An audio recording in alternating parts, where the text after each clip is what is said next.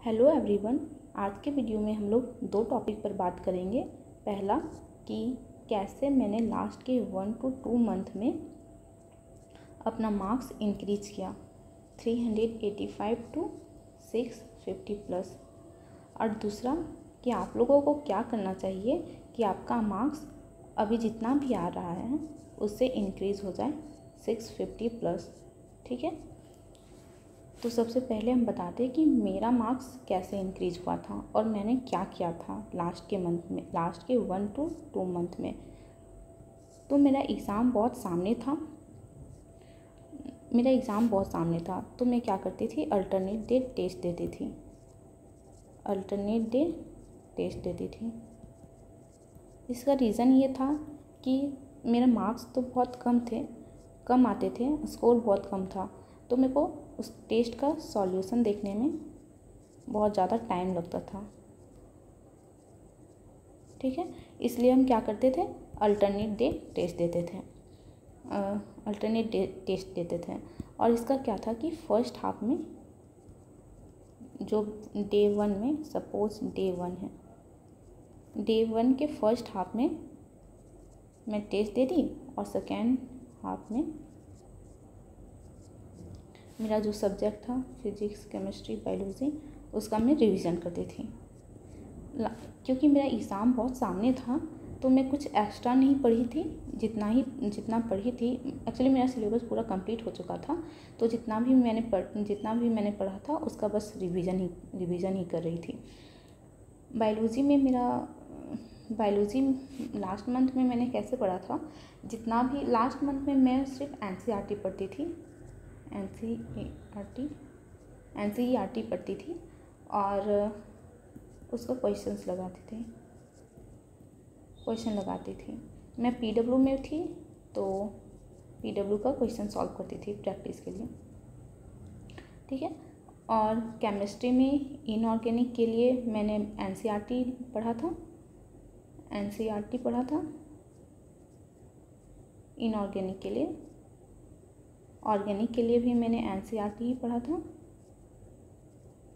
और फिज़िकल के लिए भी मैंने कुछ चैप्टर का एनसीईआरटी पूरा पढ़ा था। ठीक है, और कुछ चैप्टर मैंने स्किप किया था।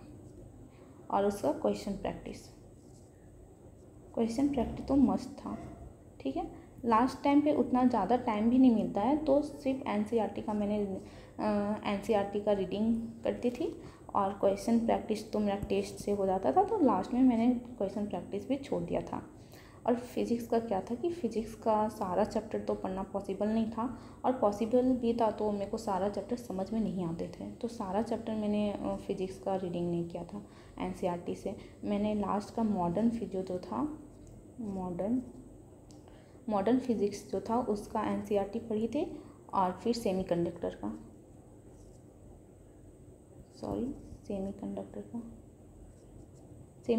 का मॉडर्न फिज़िक्स और सेमीकंडक्टर का मैंने एनसीईआरटी पढ़ा था।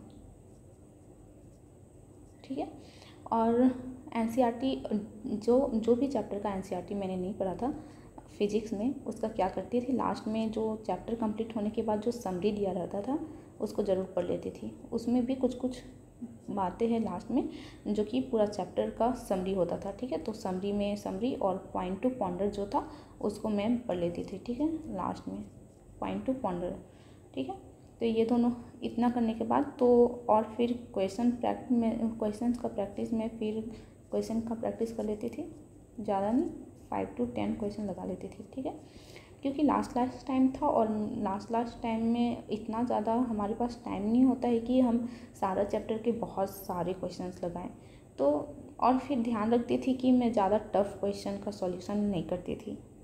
ज़्यादा कोई भी ऐसा टफ क्वेश्चन आ गया तो मैं उसको क्वेश्चन का सॉल्यूशन उसको स्किप कर देती थी, क्योंकि नीट में ज़्यादा टफ क्वेश्चन तो आता नहीं था। सिंपल मैंने लास्ट के पीवाईक्यू से मैंने देखा था कि नीट के फिजियोलॉजी में उतना भी टफ क्वेश्चन नहीं आता था, तो मैं टफ क्वेश्चन को स्किप कर देती थी। ठीक है, लेकिन अब ये तो मेरा था लास्ट का स्ट्रैटेजी कि मैं लास्ट के 1 to 2 मंथ में क्या की थी, ठीक है। इसका तो सॉल्यूशन मैं बता दी कि जो मैं टेस्ट देती थी उसका अगले दिन सॉल्यूशन देती थी, क्योंकि मेरे मार्क्स तो उतना अच्छा आते नहीं थे, तो उसको सॉल्व करने के लिए भी मेरे को टाइम लगता था, सो मैं इसको अल्टरनेटिव टेस्ट देती थी। अब ये तो रहा मेरा कि मैं क्या करती थी लास्ट के मैंने कैसे अपना मार्क्स इम्प्रूव किया, ठीक है, 385 to 600। अब बात ये रहा कि आप लोगों को क्या करना चाहिए सो दैट आप लोग का भी मार्क्स इंक्रीज़ हो, एक जगह स्टक ना रहो, ठीक, स्टक ना रहे। तो इसके लिए आप क्या कर सकते हैं, सबसे पहले टेस्ट का मैं बताती हूँ। टेस्ट कोई भी आप इंस्टीट्यूट तो ज्वाइन किए होंगे, कोई भी आप इंस्टीट्यूट तो ऑनलाइन या ऑफलाइन, एक मिनट सॉरी, कोई इंस्टीट्यूट तो आप ज्वाइन किए ही होंगे, इंस्टीट्यूट ज्वाइन किए होंगे। तो उस इंस्टीट्यूट में तो आप लोग संडे को तो टेस्ट होता ही होगा, ठीक है। तो संडे को तो टेस्ट होता है, ठीक है, बट एक टेस्ट और देना है, या तो वेडनेसडे को दे दीजिए, वेडनेसडे को, और उसका सॉल्यूशन थर्सडे को देख लेना है, ठीक है। क्योंकि एक्चुअली वीक में दो अगर टेस्ट दे रहे हैं तो वो काफ़ी है, और अगर सिर्फ संडे को दे रहे हैं तो वो बहुत कम हो जाता है। एक टेस्ट और देना है, या वेडनेसडे को देना है, उसका सॉल्यूशन थर्सडे को देख लेना है, ठीक है। 2 टेस्ट एटलीस्ट वीक में देना है, और जो ड्रॉपर है उनके लिए तो ज़रूर है, मस्ट है। मैं तो कहूँगी कि जो इंस्टीट्यूट में आप लोग का संडे में को होता है वो ठीक है, वो आप संडे को टेस्ट दीजिए, ठीक है। लेकिन जो वेडनेसडे को टेस्ट देना है वो फुल सिलेबस होना चाहिए, फुल सिलेबस का, क्योंकि फुल सिलेबस तो एक बार पढ़ा हुआ है। अगर फुल सिलेबस का अगर टेस्ट हम लोग देते हैं संडे को और वेडनेसडे को, तो उसका लास्ट ईयर जो भी कुछ पढ़ा होगा, ऐसा नहीं है कि कुछ भी नहीं पढ़ के गए होंगे, कुछ तो पढ़ा होगा, तो उसका रिवीजन हो जाए, और वो पूरा अगर रिवीजन नहीं करने से वो कम्प्लीटली ब्लैंक हो जाता है, पूरा भूल जाते हैं, और उसको शुरू से पढ़ना पड़ता है।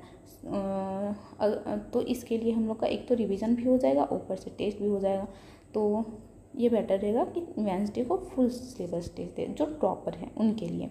लेकिन जो फ्रेशर्स है वो एक संडे को तो टेस्ट उनका इंस्टीट्यूट मिलेगा, दूसरा कि वो वेडनेसडे को एक नॉर्मल सा टेस्ट दे सकते हैं। और दूसरी बात कि ये रहा टेस्ट की बात। अब वो इनमें क्या चेंज कर सकते हैं, जो हम पढ़ रहे थे उसमें क्या चेंज कर सकते हैं, क्योंकि अभी जो रिसेंटली देख सकते हैं नीट 2025 में पेपर थोड़ा टफ था, और कुछ क्वेश्चंस बाहर से भी था। फिजिक्स का क्वेश्चन तो उसमें टफ तो था, तो उसके लिए जो मैं करती थी और थोड़ा टफ क्वेश्चन आता था तो मैं उसको स्किप कर देती थी। लेकिन अब स्किप नहीं करना है, अब उसका भी सॉल्यूशन देखना है, ठीक है। और टफ़ क्वेश्चन को भी प्रैक्टिस करना है, ताकि अगर नीट 2026 में अगर टफ़ क्वेश्चन आए तो उसको देख के ऐसा ना लगे कि ये क्वेश्चन हमसे नहीं बन सकता। इसके लिए पहले से ही प्रैक्टिस करना है टफ़ क्वेश्चन का भी। तो क्या कर सकते हैं, नीट जो जेई का होता है उससे सॉल्यूशन कर सकते हैं, ठीक है। उसका जो मॉड्यूल्स वगैरह होता है वहाँ से एक बार क्वेश्चन प्रैक्टिस कर सकते हैं, या जेई का PYQ 7 क्लास के साथ सॉल्यूशन करते जाना है, ठीक है। और जो इसमें डाउट हो तो उसका सॉल्यूशन तो पूछ सकते हैं उसका, ठीक है।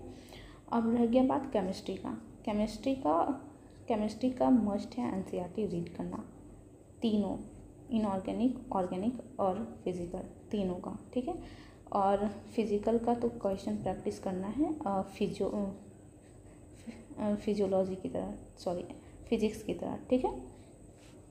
और बायो का क्या करना है, मैं लास्ट में सिर्फ एनसीईआरटी पढ़ती थी, क्योंकि उस टाइम एक्स्ट्रा पढ़ने का टाइम नहीं था। लेकिन अब कोई भी इंस्टीट्यूट में आप ज्वाइन किए होंगे तो उसका मॉड्यूल तो होगा, ठीक है। तो उसका मॉड्यूल का क्या करना है, एक बार रीडिंग करना है, एनसीईआरटी के साथ साथ मॉड्यूल को एक बार रीडिंग कर लेना है। और कुछ इंपॉर्टेंट पॉइंट होगा, कुछ इंपॉर्टेंट पॉइंट जो एनसीईआरटी में नहीं है, तो क्या करना है, इंपॉर्टेंट पॉइंट एनसीईआरटी में कुछ खाली स्पेस रहता है, वहाँ पे या तो स्टिकी नोट चिपका सकते हैं या तो पेन से लिख सकते हैं। एनसीईआरटी में काफ़ी स्पेस खाली रहता है। तो जिस टाइम क्लास में जो भी चैप्टर चल रहा है, सपोज कोई भी एक चैप्टर चल रहा है, तो उसके पैरेलली आप मॉड्यूल्स पढ़ के कुछ इंपॉर्टेंट पॉइंट है तो आप बगल में उसको स्टिकी नोट से चिपका सकते हैं, ठीक है। और दूसरी बात कि एक बार मॉड्यूल पढ़ना है और एक बार में उसका पूरा कंप्लीट कर लेना है कि कुछ इंपॉर्टेंट पॉइंट है तो उसको नोट कर लेना है। बार बार मॉड्यूल्स नहीं पढ़ना है क्योंकि हमारे पास एक ही ईयर है, ठीक है। तो उसमें भी अगर बार बार मॉड्यूल्स पढ़े तो वो हमारा टाइम कंज्यूमिंग होगा। जितना ज़्यादा एनसीईआरटी का रीडिंग रहेगा वही बेहतर रहेगा, क्योंकि एनसीईआरटी का लाइन से भी क्वेश्चन आते हैं, ठीक है।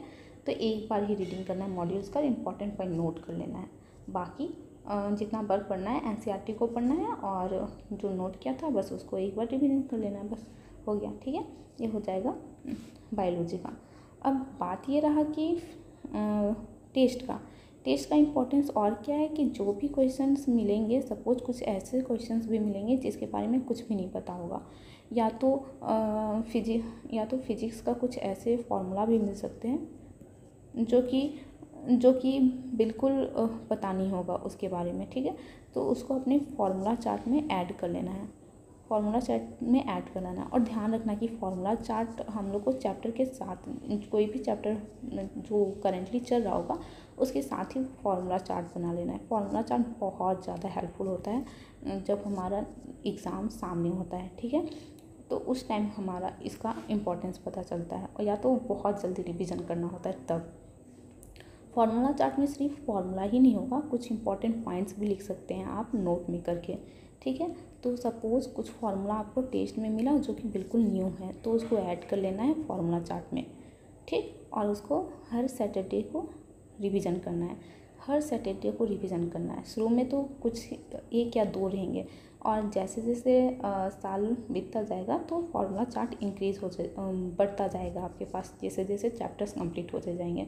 तो जितना ज़्यादा हम लोग फार्मूला चार्ट को पढ़े हुए रहेंगे उतना कम टाइम लगेगा हम लोग को फार्मूला चार्ट रिवीजन करने के लिए, ठीक है।